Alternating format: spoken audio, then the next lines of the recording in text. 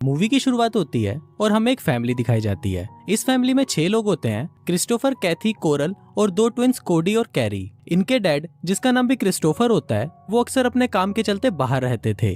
आज बहुत दिनों बाद इनके डैड क्रिस्टोफर अपने घर आए हैं और उसको देखकर उसके बच्चे और उसकी वाइफ बहुत ज्यादा खुश होते हैं।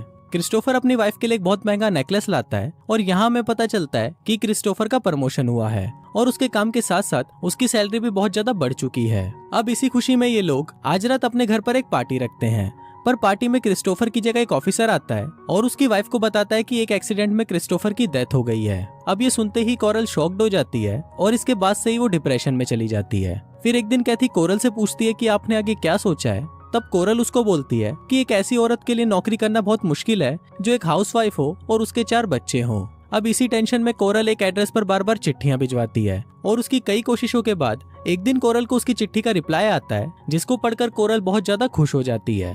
फिर कोरल अपने बच्चों को बताती है कि जिस एड्रेस पर वो चिट्ठियां भेज रही है वो एड्रेस तुम्हारे नाना का है। इस पर कैथी उससे पूछती है कि आपने तो बताया था कि हमारे कोई नाना नहीं है, जिस पर कोरल उसे बोलती है कि तुम्हारे डैड और मैंने भागकर शादी की थी, जिसके बाद से तुम्हारे नाना और नानी हमसे नफरत करने लगे थे, इसलिए तुम्हारे पापा नहीं चाहते थे कि तुम लोगों को इस बारे में पता चले। कोरल उनको ये भी बताती है कि मेरे लिए 4 बच्चों का बोझ उठाना बहुत ही मुश्किल है और तुम्हारे नाना बहुत ही अमीर हैं, इसलिए हमें आज ही वहाँ के लिए निकलना होगा। फिर जब ये लोग वहाँ पर पहुँचते हैं तो बच्चों को वो जगह बिल्कुल भी अच्छी नहीं लगती, क्योंकि वो जगह बहुत ही सुनसान और डरावनी थी। तभी वहाँ पर हम कोरल की माँ ओलिविया को देखते हैं, जो बहुत ही ज्यादा खड़ूस होती है और वो उनको बोलती है कि मुझे इस घर में किसी भी बच्चे की चिल्लाने की आवाज नहीं आनी चाहिए और तुम्हें यहाँ पर रहने के लिए मेरे सभी रूल्स को मानना होगा, और अगर किसी ने भी मेरी बात नहीं मानी तो तुम सबको इस घर से बाहर निकाल दिया जाएगा। वो बच्चों को बोलती है कि जब तुम्हारी माँ यहाँ से चली जाएगी तो मैं तुम्हें इस रूम में लॉक कर दूंगी ताकि तुम लोग यहाँ से बाहर ना निकल सको, क्योंकि तुम्हारे नाना को अभी तक ये नहीं पता कि तुम यहाँ पर हो। अब ये सुनते ही कैथी अपनी माँ से पूछती है कि आपने नाना को हमारे बारे में क्यों नहीं बताया। तब कोरल उसे बताती है कि तुम्हारे नाना तुम्हारे डैड से बहुत ज्यादा नफरत करते थे, पर अब वो बहुत बूढ़े हो चुके हैं और कभी भी टपक सकते हैं और उनके टपकते ही सारी प्रॉपर्टी हमारी हो जाएगी। अब बच्चों के पास और कोई ऑप्शन नहीं था, इसलिए वो अपनी माँ की बात मान लेते हैं। इसके बाद वो खड़ूस नानी उन बच्चों को इस घर के रूल्स बताती है। वो बताती है कि तुम लोग इस रूम से बाहर नहीं जा सकते और तुम्हें दिन का 3 बार का खाना दे दिया जाएगा और लड़का लड़की एक साथ एक बाथरूम को इस्तेमाल नहीं कर सकते, और अगर छोटे बच्चों को खेलना है तो ऊपर एटिक है और वो वहाँ खेल सकते हैं। फिर जब ओलिविया वहाँ से चली जाती है तो वो सभी लोग एटिक देखने के लिए ऊपर जाते हैं, पर बच्चों को वो जगह बिल्कुल भी पसंद नहीं आती क्योंकि वो जगह बहुत ही गंदी थी। फिर एक दिन जब बच्चे ऊपर चिल्ला रहे होते हैं तभी वहाँ पर उनकी नानी आ जाती है। अब क्योंकि इन बच्चों ने रूल्स तोड़ा था तो इनको सजा तो मिलनी थी, पर कोरल अपने बच्चों की सारी गलती अपने ऊपर ले लेती है, जिस वजह से सजा भी कोरल को मिलती है। फिर ओलिविया कोरल की पीठ पर चाबुक से बहुत मारती है और सभी बच्चों को उसके निशान दिखाती है। फिर जाने से पहले ओलिविया उनको बोलती है कि तुम सब शैतान के बच्चे हो, और ये बोलकर वो वहाँ से चली जाती है। फिर अगले दिन कैथी अपनी मॉम से पूछती है कि नाना और नानी डैड से इतनी नफरत क्यों करते हैं, जिस पर कोरल उसे बताती है कि तुम्हारे नाना मेरे काफी करीब थे, वो ज्यादातर मेरे साथ ही रहा करते थे, जिस वजह से वो तुम्हारी नानी को ज्यादा टाइम नहीं दे पाते थे और इसी कारण वो मुझसे चिढ़ने लगी। फिर एक दिन तुम्हारे नाना अपने भाई को यहाँ पर लेकर आए, जो रिश्ते में मेरे अंकल लगते थे और उनके मॉम और डैड की डेथ हो चुकी थी। वो लड़का दिखने में बहुत ज्यादा अच्छा था, जिस वजह से मैं उसे पसंद करने लगी, और फिर एक दिन हम दोनों ने भागकर शादी कर ली, जिसके बाद से तुम्हारे नाना ने मुझे जायदाद से निकाल दिया और वो हम दोनों से नफरत करने लगे।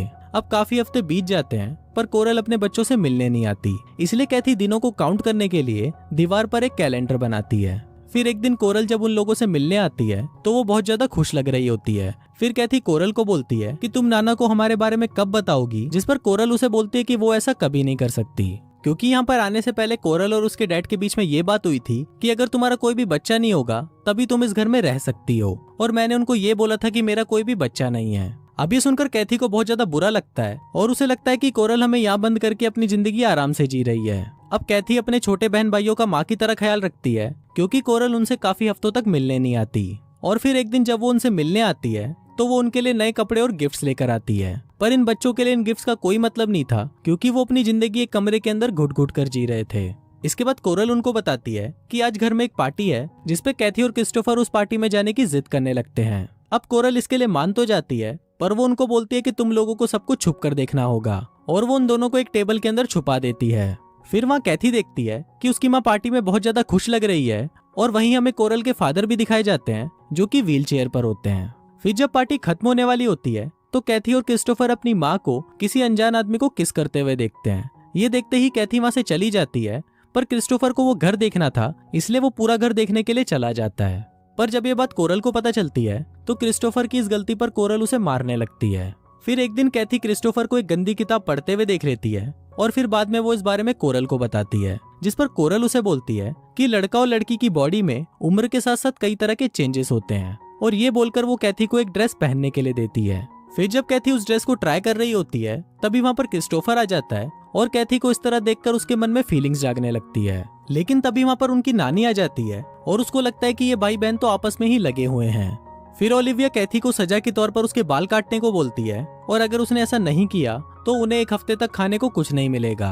पर कुछ टाइम बाद वो उनको खाने के लिए खाना दे देती है, पर वो रात को कैथी के बालों पर टार लगा देती है, जिस वजह से क्रिस्टोफर को कैथी के बाल काटने पड़ते हैं। पर इसी दौरान वो काफी ज्यादा क्लोज आ जाते हैं और उन दोनों के लिए ही एक दूसरे में फीलिंग्स जागने लगती है। अगले सीन में हम कोरल को देखते हैं जो अपने बच्चों से मिलने वहाँ पर 4-5 महीनों बाद आती है और वो अपने बच्चों को बताती है कि उसने शादी कर ली है और वो 4-5 महीनों से हनीमून पर थी, जिस वजह से वो उनसे मिलने नहीं आ पाई।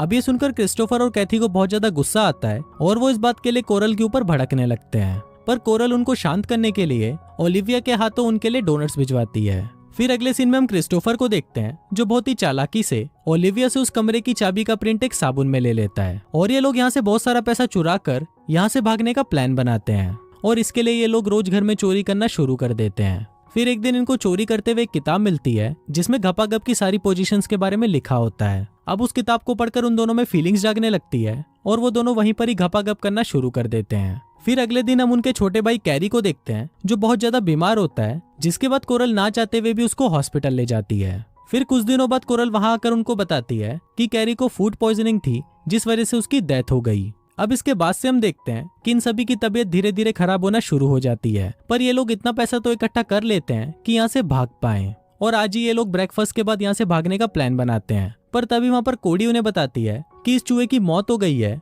और ये चूहा वही डोनट खा रहा था जो उस दिन उनकी मॉम ने भिजवाए थे। अब ये सब देखकर हम व्यूवर्स को पता चलता है कि इनकी मॉम ही अपने बच्चों को मरवाना चाहती है ताकि वो अपनी बाकी की जिंदगी अपने नए हस्बैंड के साथ आराम से जी सके।